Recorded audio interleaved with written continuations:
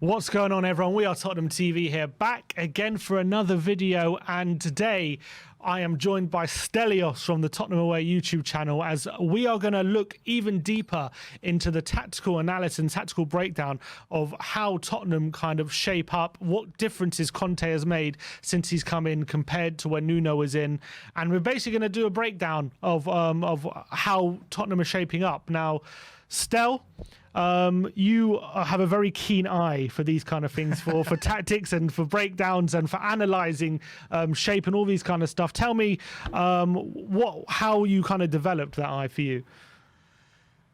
Well, first of all, I need to thank Cody Mack, of course. Without Cody Mack, I wouldn't be here today. No, I'm only joking. I love Cody Mack to bits. He's been telling everyone, Stel's a coach, Stel's a coach. Okay. Basically, Sim, I've been coaching for just over 10 years. Mm-hmm. And the way you train as a coach and the process you go through and the assessments that you have to do to work through your badges and work through the levels, the way you look at the game begins to change naturally. Mm-hmm. So where I think most football fans, when they watch a game of football, they're following the moments.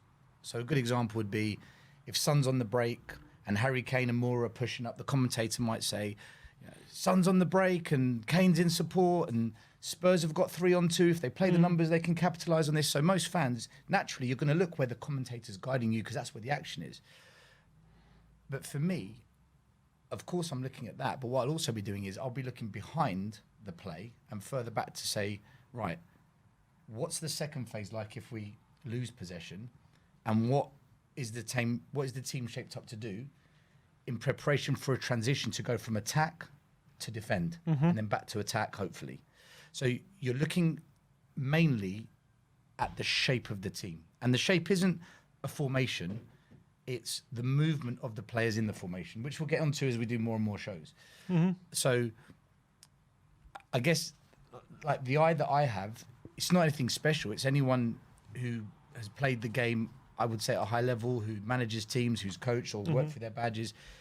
I'm looking at in possession, attacking phase, out of possession, defensive phase, and the transition between the two and how we're set up for that.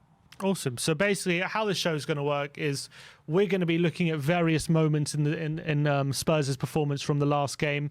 We're going to get how Stel, who's been a coach for, as you just said, over a decade, how he sees things from a coach's point of view. I'm obviously going to have my input of asking questions on how he sees things and maybe where we can improve and stuff like that.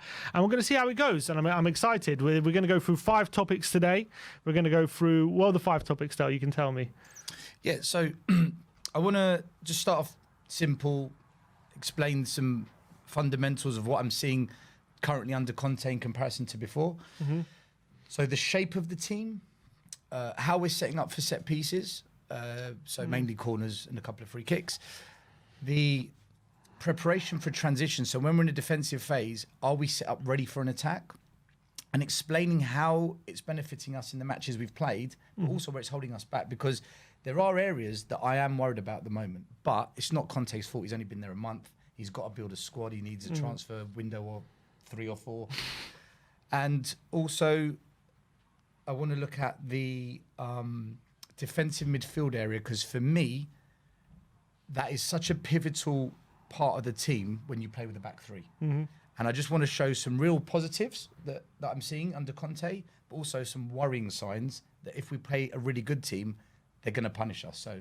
All right, so this is basically for people who like to dig a little deeper, who don't just like look at the result and say this is good and bad. This is for people who like to scratch beyond the surface and see exactly why things have turned out the way they are, why when a team is looking exposed, why there is, and all these different type of things. That's what Stel's here to help us do.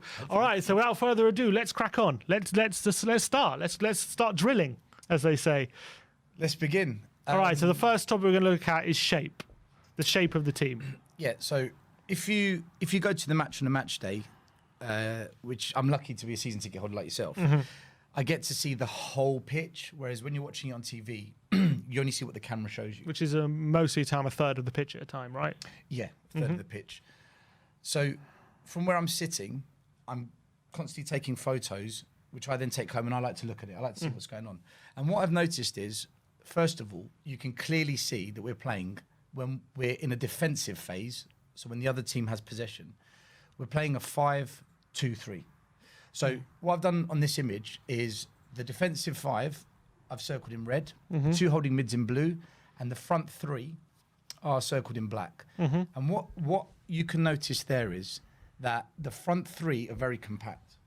So typically where Son would be out wide as a winger, and Moura would be maybe more out wide, he's actually squeezed them both in. I think this is better for Moura. I don't think it's as good for Son. Because Son is best when he's running with the ball, taking on players, cutting in. So for Moura, this is brilliant because I've always felt he should be in the middle as a number 10 anyway. But what I think will happen is, because Son is scoring, we can't deny that, you know, as much as I'm saying, yeah, this isn't the best position for Son, the fact he's scoring goals means there is something working. I think Conte's changing him into a more central player. And definitely. This is what he said, isn't it? Conte, he said he's putting Son in the number 10. He's saying Son and Lucas are both playing in number 10 role at the moment. That's what he said. And that backs it up because look how compact they are. They're not out wide. And I think... They're both within the width of the penalty area, aren't they? Correct. Squeezing the game. And that's another thing. When you are in a defensive phase, you want to be compact because it's harder to break down. So if the ball was to switch to one side of the pitch, the whole team would shift over.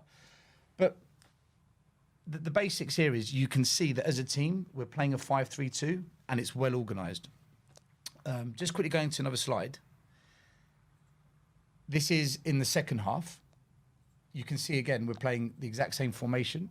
And the fact that you can see it again in the second half shows that there's a discipline in the team. They're maintaining shape throughout the game. They're not being pulled out of shape by the opposition. We're not drifting off and falling asleep. We're staying, we're remaining in concentration and we're holding shape. This is against Brentford, right, in the second half? This is against Brentford second half, and the previous one was Brentford's against Brentford in the first half. This is a positive, Sim.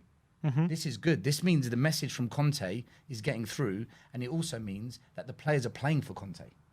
Whereas under Nuno, every week I was watching, I'm like, I don't know what the shape is. I don't know what position we're playing as individuals. I don't understand. Why is it one week there's a big gap in the middle, next week there's a smaller gap? Like, do you remember that game against Arsenal, that huge gap? Yes, in the middle, like a donut. No one was there. It was like 5 players up front and then like the whole defence back and no one in the middle at all. Yeah, like you're watching that, you're thinking, what the fuck's going on? Do you reckon? Do you think that's a lack of like clarity from a managing point of view, or do you think that's players not doing what they're told? It's hard to know, isn't it? I would say the players were told to push up high in that game because there's no way Ndombele, Dele are all high and they're just standing there leaving that massive gaping hole. I would also say that even when players are doing as they're told, you still have the intelligence to identify that there's a problem. And if you as a player can't see there is that big gaping hole, we're fans and we can see it. Are you telling me a professional football player can't see it? Of course they can. So there is a lack of desire to want to self-correct the situation. That's when you're not playing for your manager. So I don't think they believed in Nuno, which is why I say I think it's partly Nuno's instructions and partly the players just not actually happy with the manager they've got. But yeah, so if you go back to this image here, it's very deliberate, isn't it? The position. This is in the second half. I don't know what minute it is. Maybe I don't know if it's late on or whatever. But very much continue keeping the shape, even when legs are tiring and you're going late in the game. We're still keeping that shape, aren't we? And that is the most important thing when you're in a defensive phase, out of possession of the ball.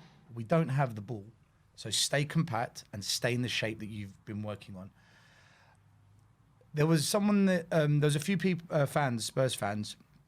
Shout out to those Spurs fans, by the way, who called up We Are Tottenham TV after the Norwich game, after the Brentford game, and they said that the reason that we're nullifying the opposition is because Højbjerg and Skip are holding their shape, and that the fullbacks are pushing up and putting pressure on their fullbacks.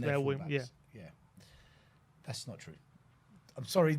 I'm not here to criticise people, but that's not what is allowing us at the moment to contain teams. The reason we're containing teams is for two reasons. One, we've not really played a really good team yet, if I'm going to be honest. It's not a criticism of Conte. We've had an easy run for him to start with. Matter of fact, yeah.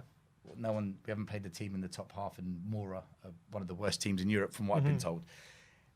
What it is if you look at the shape of the team here, we're quite high up the pitch.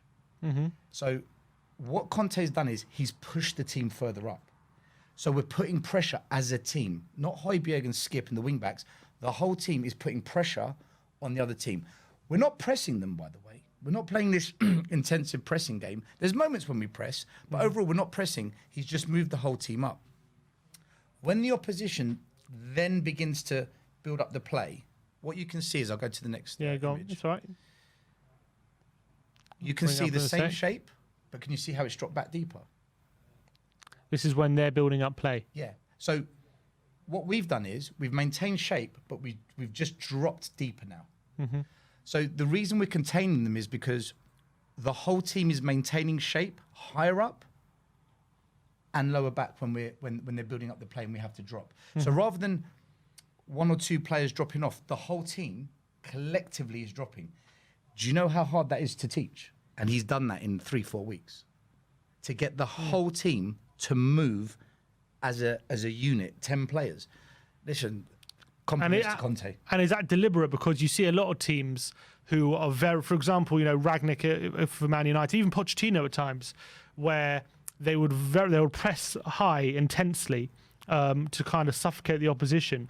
But once the opposition beat their press, they're not dropping back. They're still continuing that high line. And that's where a lot of the time they can be caught out through a lot of speed in behind and things like that if a team is able to beat the press. Whereas you're saying here, Conte's pushing up high, but if a team is able to kind of beat that initial press, he's very much willing to drop a lot deeper, like if they're able to build up the play. Or you're saying as they build it up, always he's going to drop a lot deeper in that sense?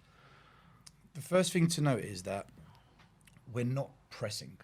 We have moments where we press. And I don't know what it is, and I don't know why, but it tends to happen more in the second half.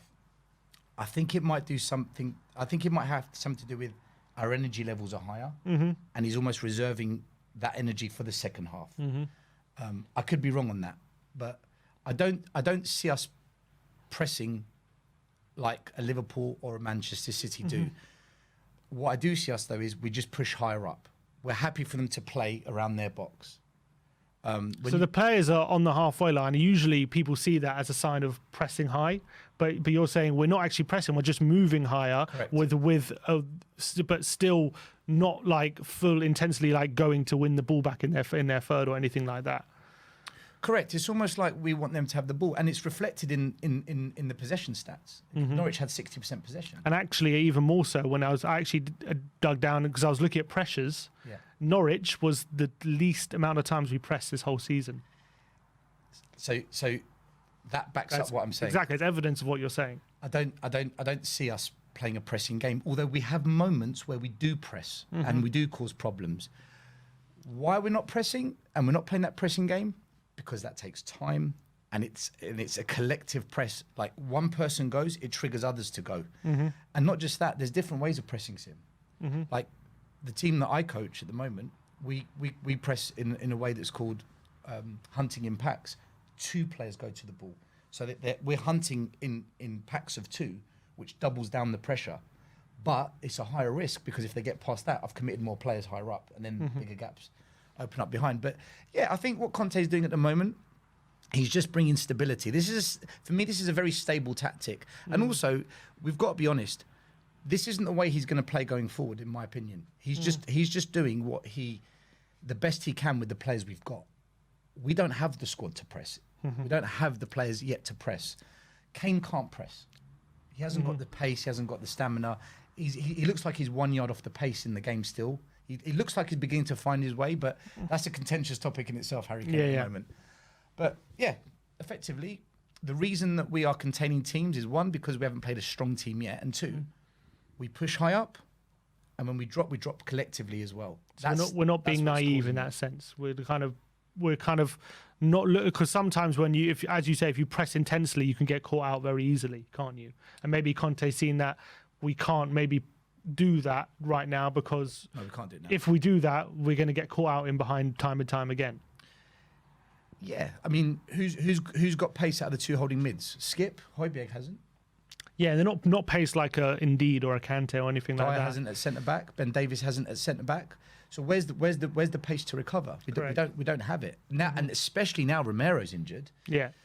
You know, Sanchez, he's got pace, but he always looks like he's going to do something clumsy. So I think what Conte's done is good. It makes sense to me, and this is him just finding his feet and saying, right, let me just bring confidence back. Let me keep the vibes positive. And then once we get to January transfer window, or maybe August, then I'll begin to build what I really want to build. And you'll see this formation, this shape begin to change. All right. Awesome. So does that conclude the shape portion of the... For this week, we can conclude it. All right. That's shape for this week. Awesome. Good stuff. All right.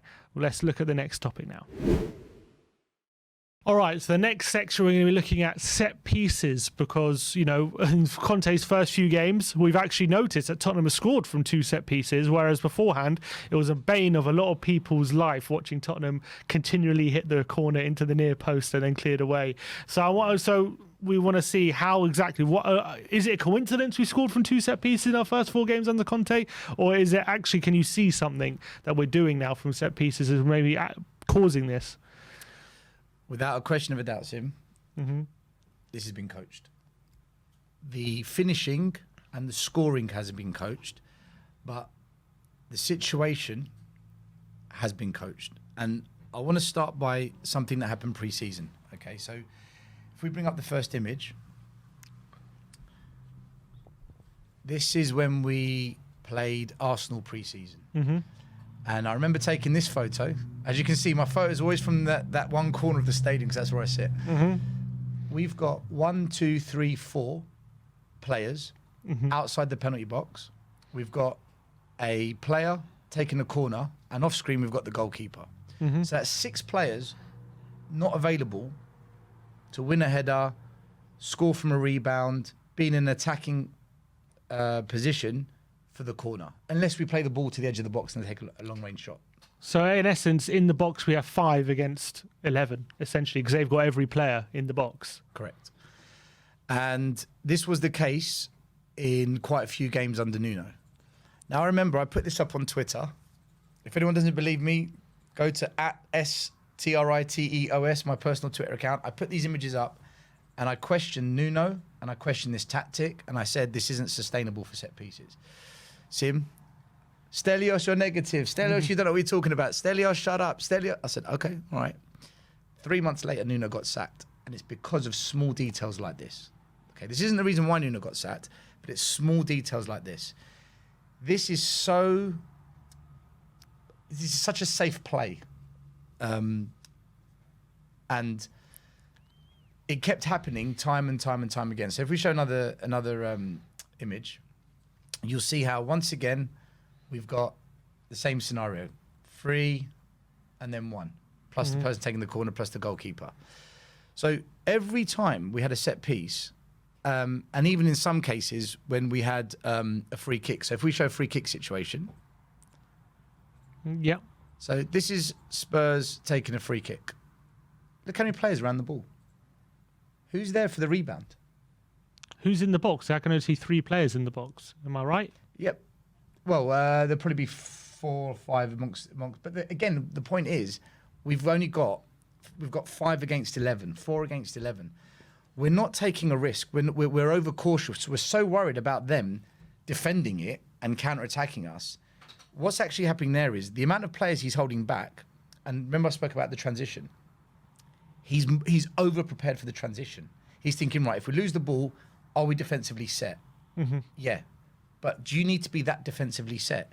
You are the team in possession. The opposition in this case, they're the team that are worried. They're scared about what we're going to do. And we're just taking that pressure off of them by pushing players back.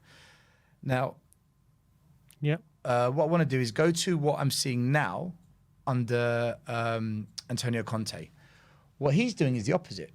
So if we get up the image of when we took a corner against Brentford, the ball got played out, it got played back to Son, and then Son put this cross in here. Obviously, it's just a photo. But this is where Ben Davies jumped up. And we got their own goal, force the own goal. But the key word is what you said. We forced it. Look how many players we've got in the box. 1, 2, 3, 4, 5, 6. One on the edge of the box, 7. Son crossing it. Conte is pushing more players forward. If we go to the reverse angle of that same play, what you'll see is lots of players in the box, only 2 outside the box this time. So when I first showed you what it was like under Nuno, he was playing 3 or 4 players outside the box. You only need 2. Why do you need? This is a more adventurous, a more a better way of putting pressure on the opposition and causing chaos, causing confusion that allows us to potentially score a goal. So for me, it's no coincidence that Spurs are scoring from corners. If we bring up another image of another corner, he's got 3 players outside the box, but 2 of them are on the edge of the box. I don't mind that because the one that's in the corner of the box, he's ready to go and play a short pass from the corner. The one on the edge of the box, you always want someone on the edge of the box in case the ball comes out, take a shot. So really the only defensive player we've got is Skip, who's circled furthest back. Whereas under Nuno, a lot deeper, weren't they? From the corner, when they were from the corner. It was way too cautious, Sim. We just weren't adventurous enough. It's almost like we win corners, we win free kicks. And all he wanted to do was, put a few bodies in the box in the hope it fell to someone. Whereas now we're asking questions, we're forcing the situation. So when you see someone like Davinson Sanchez in the penalty box and the ball falls to him 2 yards down, he smashes it. Yeah, it's luck that it fell to him. It was bad defending by Brentford. But what caused the pressure on on Norwich, because he scored against Norwich, beg your pardon. What caused the pressure on Norwich for Norwich to make a mistake and for us to score? It's us putting bodies in the box. Because a lot of the time, set pieces is a probabilities game, isn't it? If you get more numbers in the box, the more likely it's going to land to one of your players when you swing it across. Yeah, of course. It's if they've got 9 defenders and you've got 8 attackers, it's almost a 50-50 game now, depending on how good the ball is into the box. And likewise, we scored an own goal against Norwich. But the thing with own goals is, a lot of people say, oh, you're lucky you scored an own goal. Own goals normally come from a mistake. Mistakes happen when a player's under pressure. What's caused the pressure? It's us putting more bodies into the box. So just like I explained earlier on, that shape, you can see what Conte's doing and it's allowing us to contain teams. At the same time, we're scoring goals from set pieces because Conte is saying to the team, get in the box. You don't need 4 players defending. You're defending empty spaces. But against better sides, is there a possibility there where, fast players on the counter-attack, if they get clearances, will it cost us over a season a few more goals? And maybe how Nuno approaches it. But then you've got to balance out to how many more goals you're going to score. Is that how you see it? Well, it won't be Nuno because he's been sacked. I know, but I'm saying compared to how Nuno used to do it. Whereas Nuno would be pragmatic, keep about 4 players back, it's very rare we're going to be counter-attacked in that scenario. So, but you got to balance out. It's a balancing act, isn't it? Because over a course of a season, how many times are you going to be counter-attacked and you're going to concede compared to how many goals you're going to score from the set piece? So it depends on 3 things. Number 1, where's the opposition positioned for a transition from their eyes? So if you look at, can we bring up another image? Then I can explain it. Okay. If you look at Norwich here, how many players have they got higher up the pitch ready for an attack? Not many. There's 1 on the edge of the box I can see. Okay, 1. That's Brentford. This is Brentford, isn't it? I wouldn't be worried about that. Sorry, Brentford. I keep seeing yellow and I think Norwich. Yeah, fair enough. I wouldn't be worried about that. I've got nothing around me to worry about. Secondly, it depends on who you've got back. If I've got fast players that can put a tackle in or get across and clear the line, you shouldn't be worried about that. Don't be scared of trusting your players. If we haven't got that player, and another thing that infuriated me with Nuno, he used to put in Ndombele as one of the players further back. I'm like, oh, terrible, yeah. It's like, of course we're going to get caught out if it goes there. That's the wrong player to have there. And thirdly, to answer your question, Sim, it depends what stage of the game if we're winning 2-0 and there's 10 minutes to go, you don't need to put pressure. We manage the game now. We can manage the game out. Still take risk, but not as much risk. if it's 1-1 and we want that winner and there's 45 minutes to go for it, man. You're the home team. Go for it. It's all about mindset, what kind of manager you are. Are you going to be a pragmatic, a cautious, a bit pragmatic, a bit risk, or are you going to be adventurous and bold? It comes down to how you want your players to be. Because if you're more adventurous and you're more bold, that will feel out to your players and they will become that as well by the way you set them up and the way you encourage them to play shape-wise, set pieces, corners. All right, so ultimately, we are taking more risks with set pieces, and it does seem to be paying off. But on the flip side, if our opposition does notice that and maybe places a couple of players on the counter attack, fast players, could you say we're more likely to be caught out? You'd have to drop players back then. You can't ignore that. If they put, let's say we're playing Liverpool and they tell Salah, Mane, no, you can just wait in the halfway line. You don't need to defend. Then we need to put at least 3 players back. You can't have 1v1s. You need to have the overload. But your point was the images you saw under Nuno. Arsenal had all 11 players in the penalty area, and we still had 4 players put back. Right? Madness. That's the point. Yeah, and I got criticised left, right, and centre. Understood. All right. Well, that's the difference we're making set pieces, and I can start to understand why maybe the probability of us scoring is definitely a lot higher, and we've already paid off with a couple. Yep. Definitely. All right, let's move on to the next section. All right, so the next topic we're going to look at is how we are now dealing with defensive and attacking transitions under Conte compared to previously. A lot of people I used to talk about how under Nuno that was the only way we used to attack was like via the transitions. We actually had no like kind of patterns of play in possession. But under Conte, how do you see we're using the transitions or the attacking transitions? Yeah, what I'm specifically looking at, because we've covered 2 positives that Conte has implemented, the discipline of the shape and how we are now set up for set pieces and corners and free kicks. I now want to cover areas that we need to improve on. So this is specifically how we're set up for a transition from defence into attack. So when we're out of possession in a defensive phase, how we set up to then break into an attack if we win the ball. And I don't feel that we're set up very well. Interesting. If we bring up the first image, this is what a Brentford throw. This is a Brentford throw-in, and that big red circle I've highlighted is the space that we want to exploit if we win possession of the ball. There's nobody in that space. You can't be offside unless you're over the halfway line. Why haven't we got 1 or 2 players there? For me, when I play and I'm in this situation, I have 4 players high up. And what happens is the manager of the opposition is thinking, what are they doing? Like, why have you got 4 players there? So you're then creating confusion in the dugout.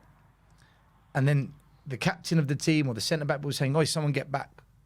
Mark him. So they naturally drop back, and then the manager's confused, but hold on, we're supposed to be high up, but then he will worry if you've got 3 or 4 players high up, because he knows if the ball goes there, they're in big trouble.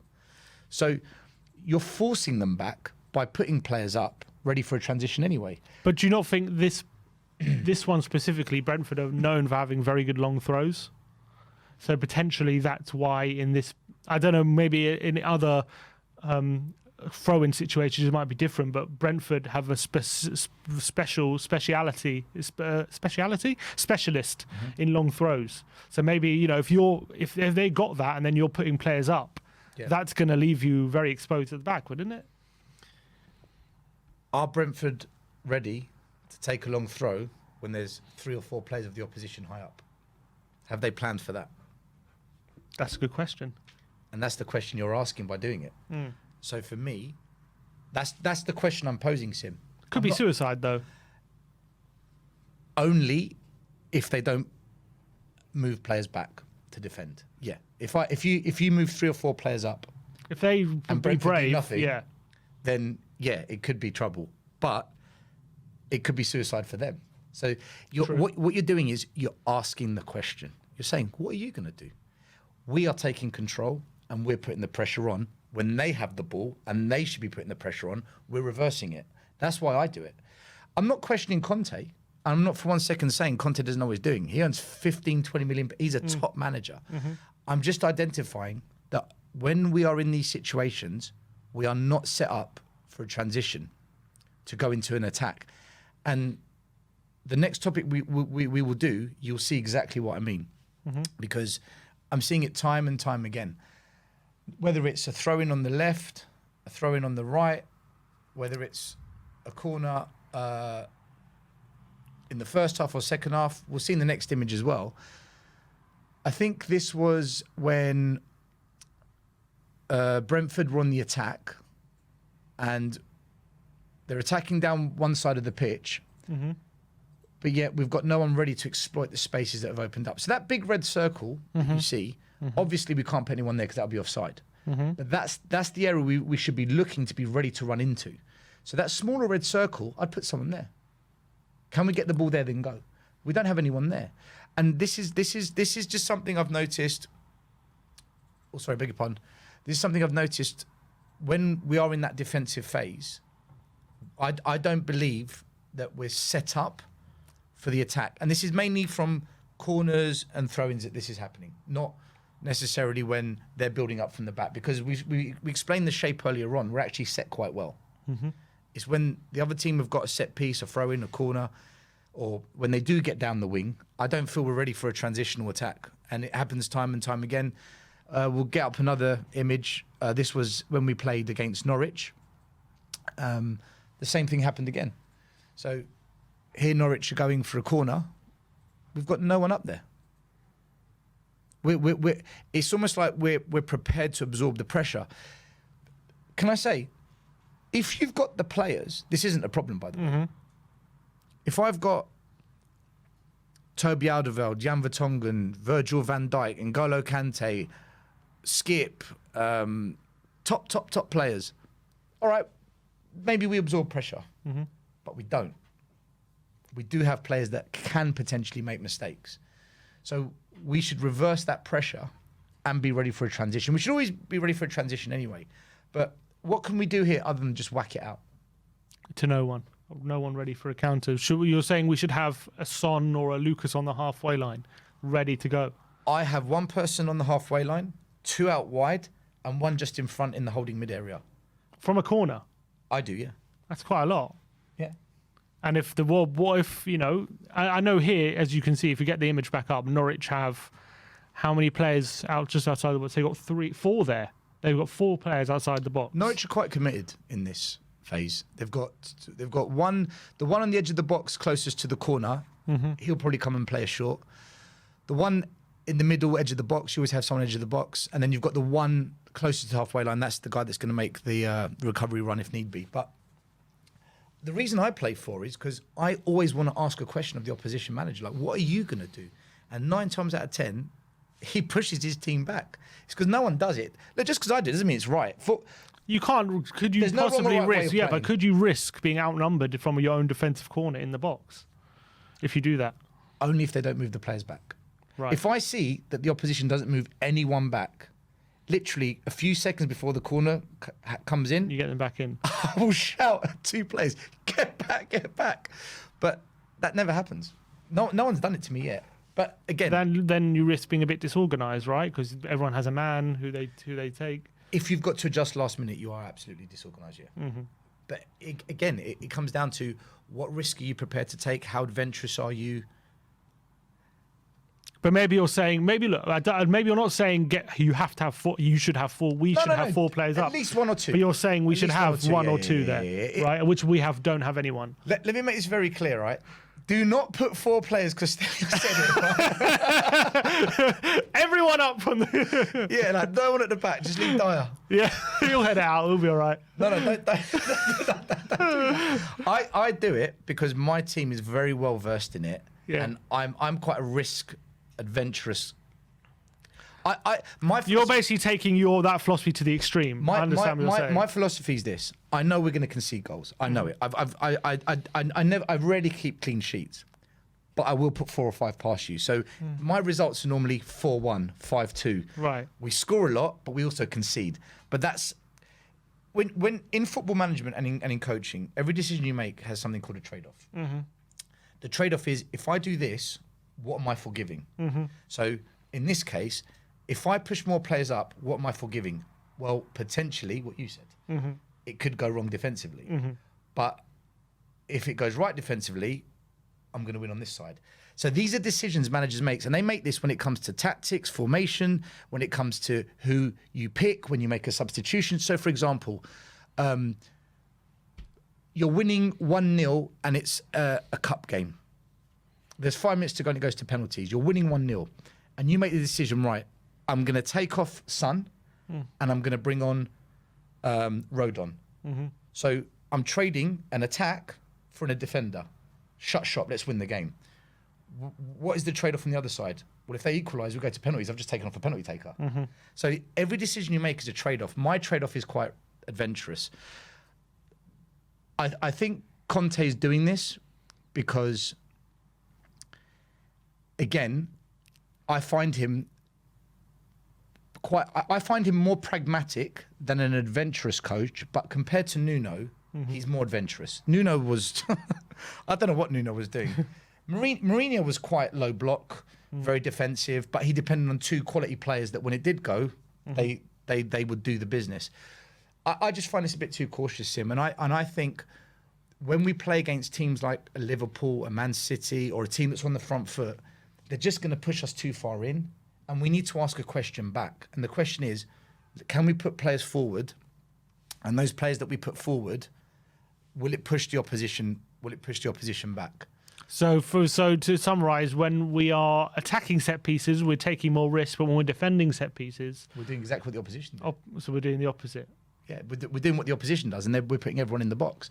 I don't agree with this, but at the same time, I'm not going to question Conte because we won the game. But also when We won the game, and that's true. But as you say, we're in that kind of transition when if you're not willing to put 1 or 2 players further forward. Can we show the next image? Oh, it's not the next image, is it? Is that the same one? Oh no, it is. Yeah. One It's just showing time and time again how we're not ready for a transition. You do again, like you do run the risk of being penned in a bit, don't you, when that happens? Yeah, because this is what I'm. What is this from? Also, not a set piece. This is something else. This is Norwich having the ball. This is Norwich, and they've got the ball out wide. The ball is it's gone from the middle and it's swinging out wide. Remember, I said this when we first started doing these videos or this show. In possession, out possession, and the most important part is the transition. Being ready for a transition is what separates winning games and losing games for me, because it's all good attack, but if it breaks down, are you set for a defensive phase? And it's all good being defensive, but when you do have the ball, are you set for an attacking phase? And being set means, do you have players in position ready to exploit the situation or to protect the situation? And when I look at us in these situations, I don't think we're set. And when we go to the next set of the next topic, the counter-attack, you'll see what I mean. All right. Well, that is how we are looking in defensive transitions. Very, very interesting stuff here from Stel. Let's move on to the next topic. All right, so we've just looked about how we potentially are not set up as effectively when we do transition from a defence to attack, especially from set pieces where there are open gaps. And now we're going to look at when we do counter-attack, what is happening when we do get possession in the defensive transition from defence to attack, how we are placed, and what the counter-attacks are looking. Yeah, and it's important that people watching this, Spurs fans and others, don't look at this as a negative. This isn't a negative area that I'm going to highlight now. It's areas that we can improve on. We won 3-0 and we won 2-0. These are positive things. But again, we played 2 weak teams, in my opinion. And it's improving areas that I believe we can improve on. And it will happen over time. Conte's only been in the job for a month. Because when we play the good teams, we don't want what I'm going to highlight now to be happening. Because I don't see how we win with these areas that need to be improved on, unless we improve them. So when we do break a counter-attack, the first image that I want to bring up, because we're not set up for the transition, that means we haven't got enough bodies forward. So if you look here, we've got the ball out wide on the left, and you can see we've got 5, 6 against 4. Yeah. We don't have the overload. When you attack teams... 7 against 4. Oh, okay, 6, because the other guy's like... Yeah, I'm only including the players that I think are near enough to the play. Okay, fine, yeah, impact 6 it. against 4, yeah. So when we're coaching our teams, our players, we always want to create what's called an overload. Pep Guardiola is a master of this. He always creates overload in the midfield. That's why Man City dominate the ball. He always wants his players to have 2 or 3 options of someone to pass to. In order to do that, that means you've got to put players in a position to receive it. So therefore, you have to dominate the number of players you've got compared to the opposition, and that's an overload. Basically, we've overloaded the midfield, or we've overloaded the attack so that we outnumber them. So we want to have a 5-on-3 situation, or a 4-on-2, or a 2-on-1. As long as we've got more than them, we're creating the overload. There's no overload here. The overload is in favour of the opposition. So effectively, what we're doing is we are not putting enough bodies forward, which then leads to this situation, which we'll bring up in a minute, where because we haven't got enough bodies forward, we're having to take long-range shots. Right. So I don't know if you remember this from the game against Brentford. Yes, Højbjerg kind of knocks it into Son. It was from a defensive transition. Yeah, and this shot from Son, the goalie made a really good save. But the goalie's got time to see the ball and make the save because we're shooting from distance. I'm going to bring up another image to highlight again. The next one was when Skip played a fantastic through ball to Kane. Okay? In this scenario, it worked. But it didn't work because of the way we played. So if you look at this situation, we've got 4 against 6 again. The reason this worked isn't because of how we played. It's because the defending from Brentford is terrible here. You never, ever, ever play with a straight back line in the counter-attacking phase. Because one pass breaks through the whole entire defence, and Skip played a fantastic ball to Kane. And what did it do? It wiped out 4 defenders. Brilliant by Skip, because he spotted the failure of Brentford, and he capitalised it. And the technique to execute that pass, the weight of the ball, excellent. Kane should have scored, he didn't. But that wasn't because of our play. But if you go back to that image... Yep. What I would say is, yes, you're right. Was it 6 on 4? Yeah. But if you isolate those 3 attackers, Yeah.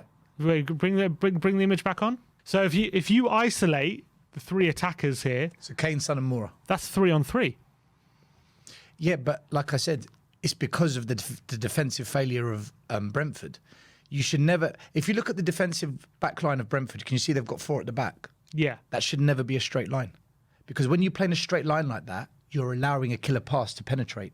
So the reason it worked for us is, 1, Skip spotted the failure of Brentford playing in that straight line, and 2, poor defending by Brentford. A good defence would not allow that to happen.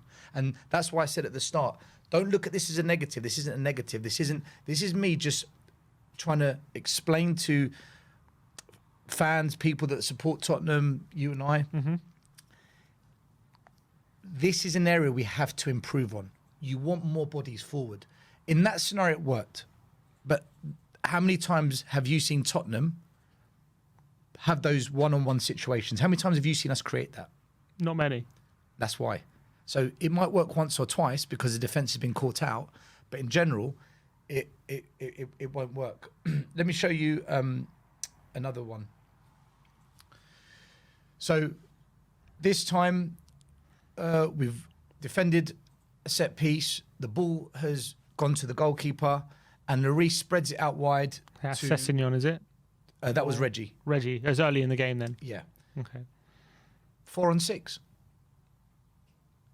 And it's because, Sim, and the listeners and the viewers, when we have our set pieces that we're defending, remember I said I put 4 players up high, and we said, right, don't do 4 players, but at least if we had 2 up high, we're now increasing the overload. We're now increasing the numbers. That's a very difficult situation for us to create an attack from. It's just something that I've spotted that it's a difficult one, I think, for people to understand this, because when you're winning 2-0, when you're winning 3-0, it's like, but come on, Stelios, what are you talking about? We're winning games. I know we're winning games, but look where the goals are coming from. Corners, a worldie of a strike from Moura. Again, a long-range shot. We're not penetrating through. The goal from Sanchez, that was a corner. What was our third goal? Son, that was one where you could say, because that's where, because we caused an overload because Davis was there. That goal again was down to bad defending by Max Aarons, but we're not. For me, we're not creating these penetrating 1v1 where we're one-on-one with the goalie, or we've got 2 against 1 or 3 against 2. They're the moments you want more of, because they're the moments where you tend to. The best teams create overloads and score lots of goals from those situations.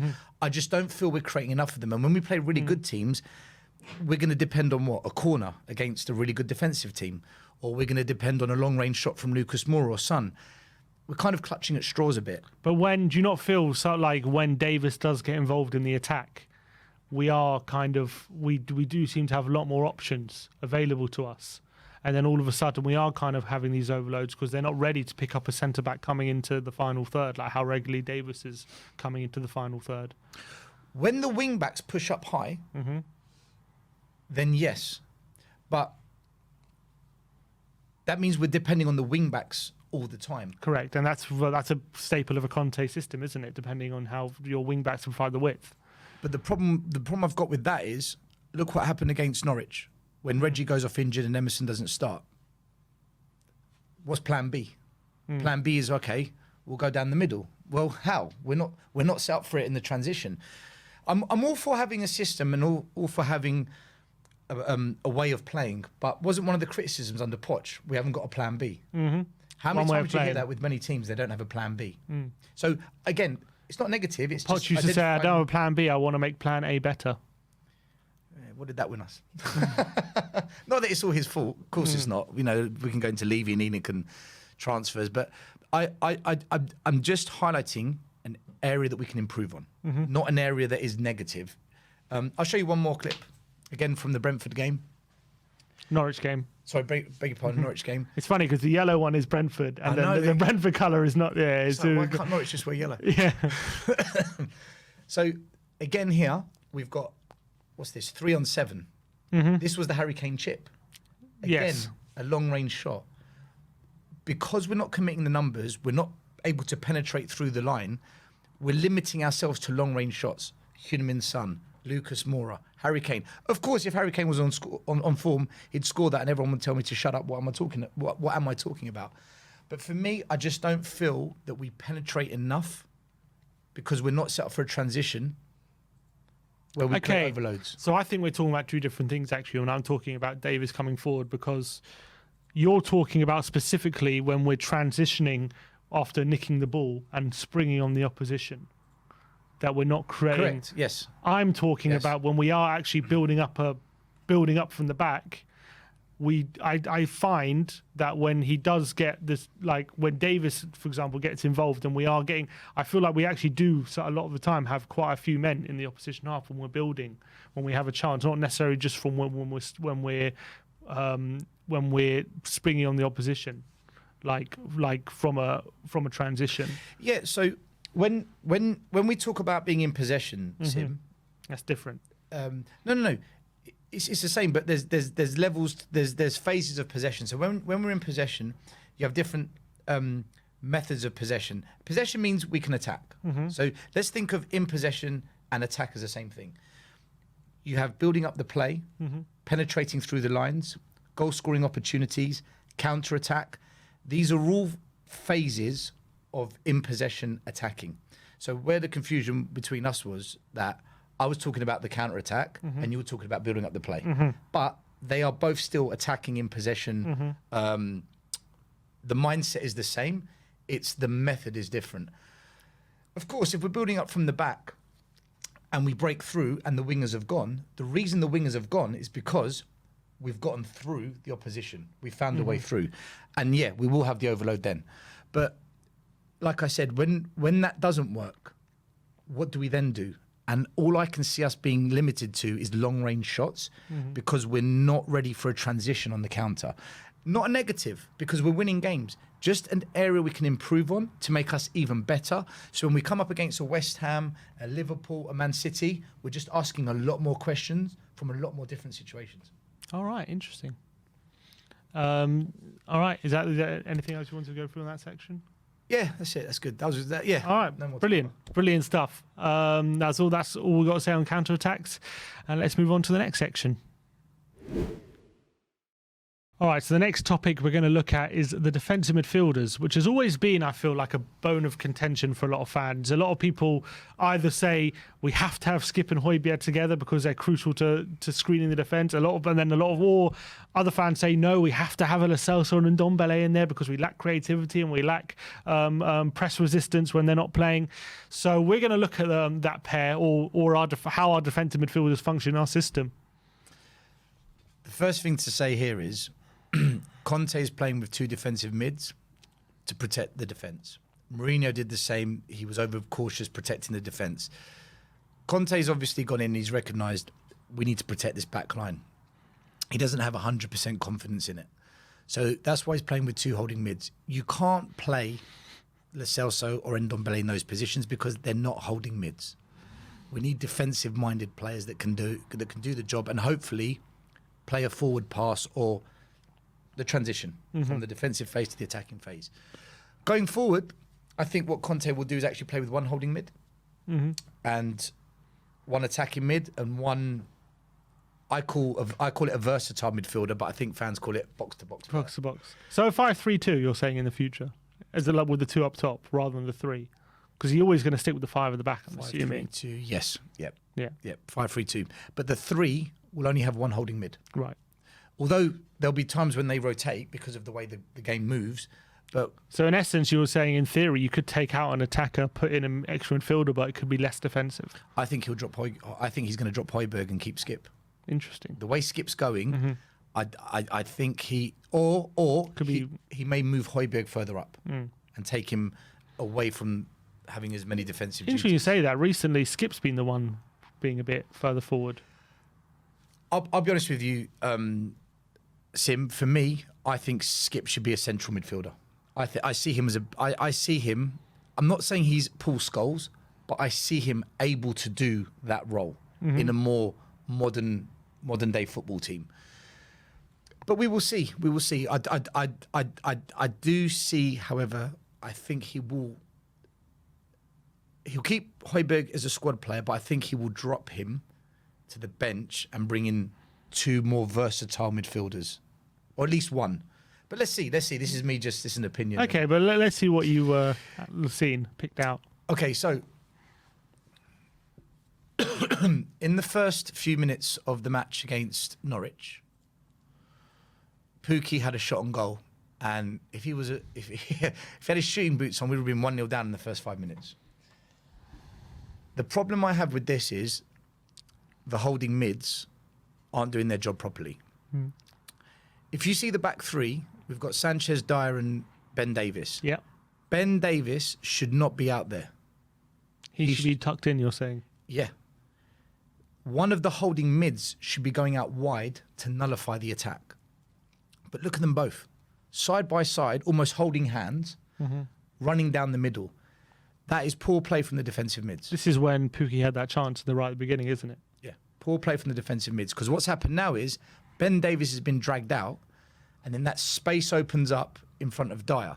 What that does to Dyer is he's now thinking, do I go to that space in case the player beats Ben Davis, or do I man mark Pukki? This is all happening very quickly. Yeah, very exactly. Split seconds, yeah. What then happens, and I'll set up the next video. Oh, it's already there, sorry. Yeah. He's beaten Davis. He's put the cross in. Pukki's dropped back. Look how they're holding mids. They've barely moved. Is it a case of neither of them knowing which one should drop back, or is there lack of community? What do you think the problem is? I think this is where you've got two players that they do the right thing, then they do the wrong thing. They do the right thing, they do the wrong thing. That's what we call work in progress. So they get it, but they get caught out sometimes. What needs to happen is as soon as an attack comes down either flank and the wing backs are out of the game, although the wing backs were in the game, but you can see they're behind the play. As soon as an attack comes down the wing and the attacker is ahead of our wing back, one of the holding mids has to go flying over to that side of the pitch. And the other holding mid comes over and sits in the middle. Worst case scenario, worst case, if Ben Davies does go out, he covers in the centre-back role. correct, he steps into the centre-back role. That didn't happen. So the reason I'm showing this is to show that our two holding mids are work in progress. So you're saying once Davis has been forced out there, it should be on Skip or Højbjerg to block the space so Dyer can stay on Pukki, basically. Well, look at the pass going from the winger to Pukki. If the holding mid was in Davis's position, where in the centre-back role next to Dyer, he can intercept it. correct. But they both got caught out. Are they just daydreaming? Are they just not knowing what maybe then Skip think Højbjerg's going to drop back, or Højbjerg thinks Skip's going to drop back, or I just think it's work in progress, Sim. It's a new system, it's a new formation, it's a new tactic. Because what we as fans do quite often is we get very caught up in formation. 5-3-2, 4-4-3. Yeah. But it's not about the formation, it's how the players play in that formation. What is the movement off the ball? I'll load up another video to show you something that happened. Do you remember that moment in the match against Norwich when Skip went out wide, made a crunching sliding tackle and then scooped the ball past it, and everyone's like, oh, yes, Skip. I love that moment. Don't take that moment away from me. Listen. We loved that because it was desire, passion, successful And tackle. equality, yeah. Right. For me, I got excited because the holding mid was doing the right thing. Just like I showed you where Ben Davies shouldn't have gone out to the ball, the holding mid should have gone. In this scenario, Ben Davies is in the left back of the three. Skip's gone out wide. Look where Højbjerg is. Shielding. He's tucked in. That's what's supposed to happen. So where I've just shown you an example of where it didn't go to plan and Norwich nearly scored, when it does go to plan, Norwich have got nothing on us. This is what's supposed to happen. So the reason I'm showing this is I want to show our fans the role of the holding mids when the other team's attacking us. One goes out wide, one drops. Then it takes the pressure off the back three. This is what's supposed to happen. So, yeah, you were cheering and loving that moment. For me, I was like, you've done your job. Because I understood the movement that's supposed to happen off the ball. I'll try and get up one more image to then show you the successful completion of the tackle, because that was the best bit, wasn't it? Of course it was. Oh, unbelievable. And they're able to get a pass off while he's on the floor as well. Brilliantly. Yeah, so you can see the byline. You can see Skip's gone all the way out wide. That's what the holding mid is supposed to do when the attack comes on us. So the reason I say it's work in progress is because you can see that they can do it, Sim. That is exactly what should happen, but you've also seen how not to do it. Hence, they're getting used to this role. They're getting used to playing side by side and what they're supposed to be doing in different phases of play. So that's a good and a bad. But again, work in progress. But good. That was probably one of the most exciting things during the match for us, because he's one of our own and we all love Skip. Skip's like the main man at the moment. He is playing so well, isn't he? Brilliant player. Absolutely brilliant. Now, I think what I love about Skip is, apart from that one moment you saw, you picked out, but I think his appreciation for space, his awareness. I feel like he's always scanning before he gets the ball. He knows exactly what he's going to do. And he seems one of those players who very rarely gives the ball away. He knows when he's being pressed. He knows what area, what direction a player's coming, and he knows what he needs to do. You very rarely see him caught in possession, Oliver Skip. And that's one of the most positive things as well, as much as his passion and desire off the ball as well. The biggest challenge for any young football player when they're in an academy is to make the leap to adult football. And I've mentioned this on my podcast, Tottenham Away, and on other streams. Can you go from kids football, even though you're 21, your class is a minor. Well, your class is a youngster still. Can you make the leap to adult football? And there's no guarantees whether you can or not. If you look at Arsenal, they had Nate Lamars, Willock, Saka, Rowe all come through. Only two of them have established themselves. The other one's here or not there, and the other one got sold. So there's no guarantees you'll make it in that moment. Skip is a great example of a player that has made the jump and he's made it successfully. And that's why he's doing so well. He had a great loan spirit at Norwich where he played every week. It did him the world of good. He's clearly listened to his coaches and he's a good learner. But I think his biggest quality for me, Sim, is just when I watch him play and the few interviews he's done, he seems very mature for his age. He seems like a grown man when he speaks. And yeah, look, for me, he's one that I think we're all going to be super excited to watch and to cheer. And I can see a lot of us getting his name on the back of our shirts.